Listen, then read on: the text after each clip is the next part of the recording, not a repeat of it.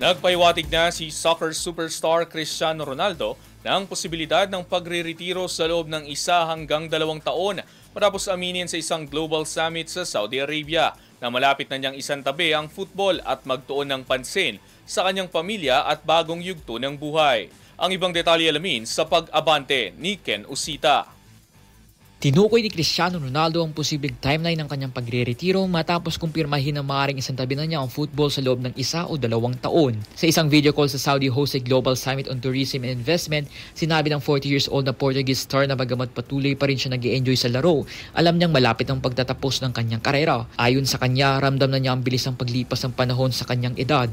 Ngunit nanatili pa rin umanong nasa magandang kondisyon. Well, the soon for me, I mean in 10 years. So the people realize that when I say soon, it's in 6 months, 1 year. No, I'm joking. As I tell you before, I feel very good in this moment. I score goals. I still feel quick and sharp.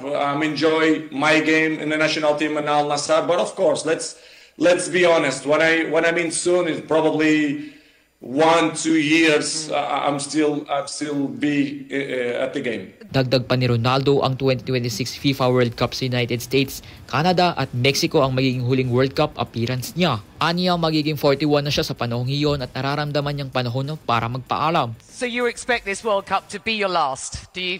Definitely yes, because I will be 41 years old, and I think will be the moment.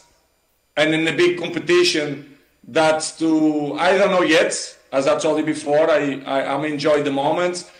But when I mean soon, it's really soon, because I give everything for football. I'm in the game for the last 25 years. I did everything. I have many records in the different scenarios in the clubs and also in the national teams. I'm really proud. So let's enjoy the moment, live the moment. Sinabi rin niya na ipinagmamalaki niyang napagbigay siya ng lahat sa laro sa loob ng mahigit 25 years at naabot ang mahigit 950 career goals para sa club at sa bansa. Ibinahagi rin ni Ronaldo na mas naisang maglaan ng oras para sa kanyang pamilya, kabilang na ang anak niyang si Cristiano Jr. na kasalukuyang naglalaro para sa Portugal Under-16 team. Ayon sa kanya, hindi niya nais ma-pressure ang kanyang anak na higitan ang kanyang nagawa, kundi hangad lamang niya na ito'y maging masaya at malaya sa pagpili ng landas sa buhay. Sa kanyang mga salita, ipinakita ni Ronaldo na habang papalapit ng pagtatapos ng isang makasaysayang karera, nanatili siyang mapagsalamat at handang yakapin ang susunod na yugto ng kanyang buhay bilang ama, huwaran at alamat ng laro. Ako si Ken Usita, Abante Sports, now na!